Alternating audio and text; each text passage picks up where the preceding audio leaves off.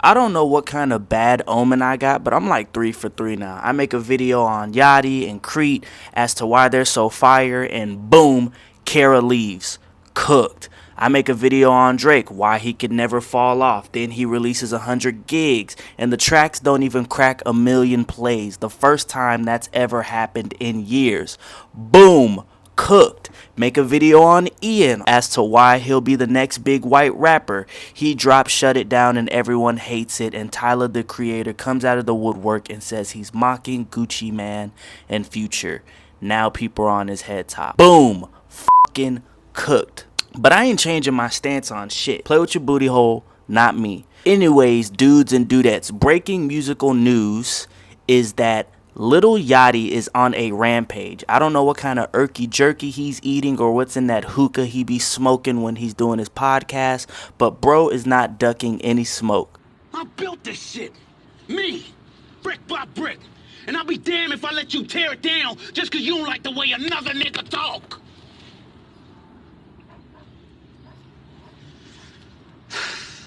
Drive, motherfucker! So yesterday, Yachty's YouTube channel and podcast had released his newly recorded video with Key Glock being the guest. In some way, somehow, in the midst of the podcast, Yachty begins to get on Mitch's head top. For people who don't know, Mitch is Yachty's co-host and close friend for many years.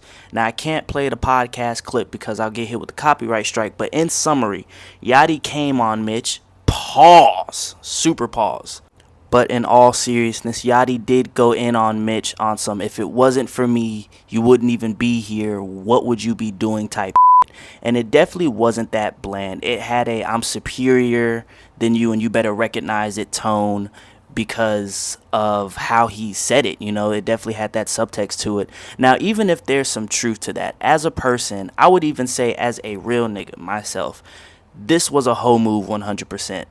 To be the more richer, more decorated, and even acclaimed rapper, we can deduce down that Mitch is on because of you, Yachty, but to actually verbalize it and belittle your mans, your co-host, and your friend on air in front of people is not cool. It's not just Key Glock that was there to witness that. It's a whole ass production crew behind those cameras that we do not see every single podcast. So for Yachty to do that was not cool.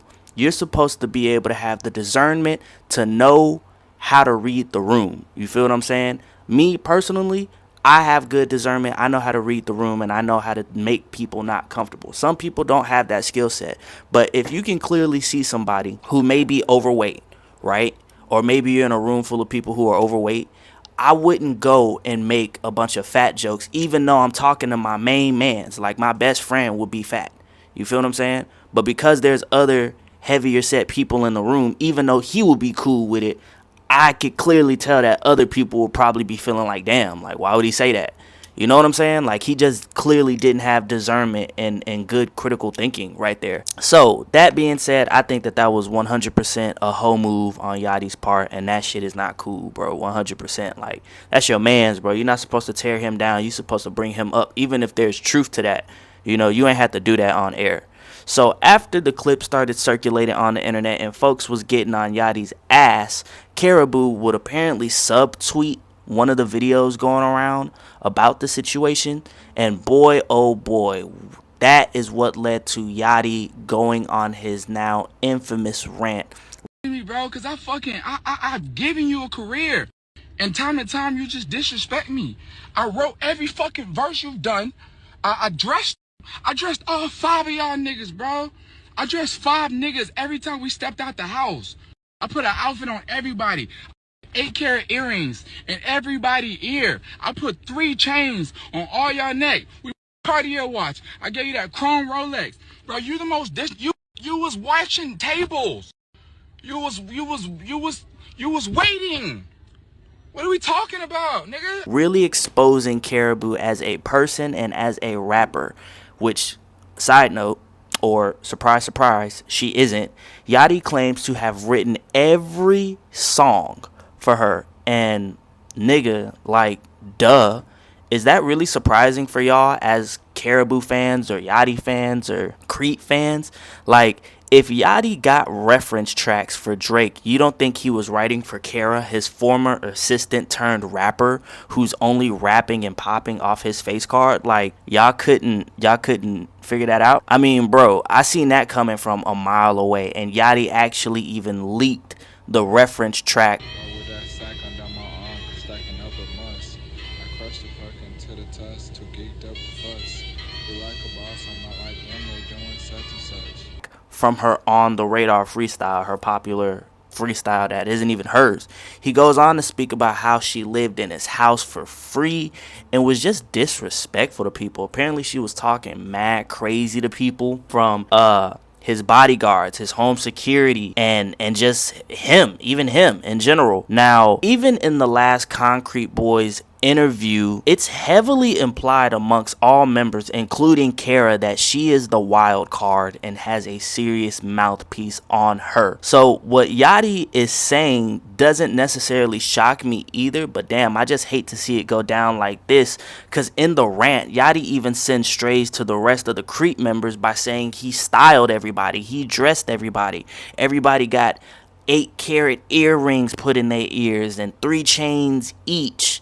And he didn't say it in a demeaning way, but it's the fact that he said it. He didn't filter the thought, so it came off as disrespectful. If you really read in between the lines, it comes off as disrespectful, because it's like, I do everything for these niggas. Like, I dress y'all, I let y'all live with me, I put chains on y'all necks, and that really sends shots to them, even though they're not the focal point of the rant. And that's why Yachty is in this situation right now. It's because of how he chooses to word things, right? Like, he's not even talking about draft or camo or DC, but because he's going in at one ex-member, right, he done now sent shots to every member.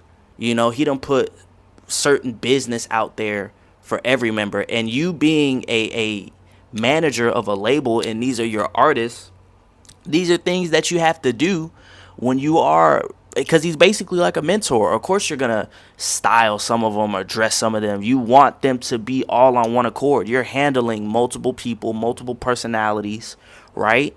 You have to make sure that everybody is on one accord. And of course you got to give them change, because that's the brand. Every label owner does that shit. You know, you sign a QC. You got QC chains, you got 4PF chains, you got OVO chains, he got all types of chains. So you know that your crew, whoever you roll with, whoever you cool with, niggas get a chain, you know? So even then, like, he's sending shots at his own people. But what's wild, all of these individuals are on Rolling Loud in December, right? So what's going to happen between now and then that Yachty and the Concrete Boys from December 13th, all of them will be performing, Yachty and the boys. That's when they perform. And then Kara is going to be on the 15th. I believe this is going to cause probably some more disturbance in the force. Like, is she going to pull out? Is Yachty going to pull out? Is Creek going to pull out? Like, I really wonder what's going to happen between now and then. But I think more shit's going to drop. And then also, I think this whole situation is now going to cause some internal conflict within Crete, because of how Yachty has created the narrative that he does everything for everybody. And these are all grown-ass men that we have in the mix. And ego with multiple men don't mix well. This is how, you know, not only beefs start, but this is how niggas get backdoored, essentially. You know what I'm saying?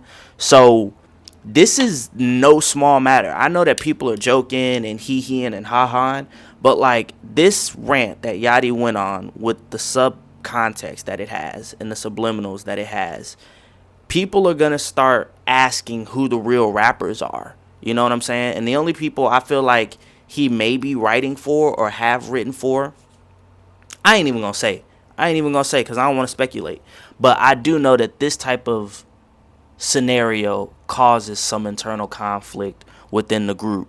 Yachty even looked like he was finna cry at the end of the live, or sounding like he was finna cry.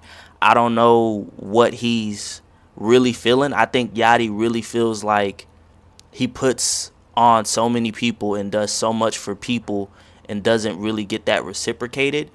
But I think that what he's just going through right now is emphasized by the fact that he's just going through it right now. You know, Yachty receives a lot of blessings and a lot of care through people, but as of right now with his own team, he probably just feels the weight of it, you know. And this is what comes with being a record label manager, you know what I'm saying, I would assume. So I think he's just really feeling the weight of that, of being somebody who's fallen off, came back on, blown up more now than ever, has the right connections, is writing for people, but probably still isn't getting the recognition he wants. So I think that's just a culmination of everything starting to come out now because people are pissing him off. But you guys jump in the comments and let me know what you think. Have an amazing day or night whenever you're watching this. I'm out.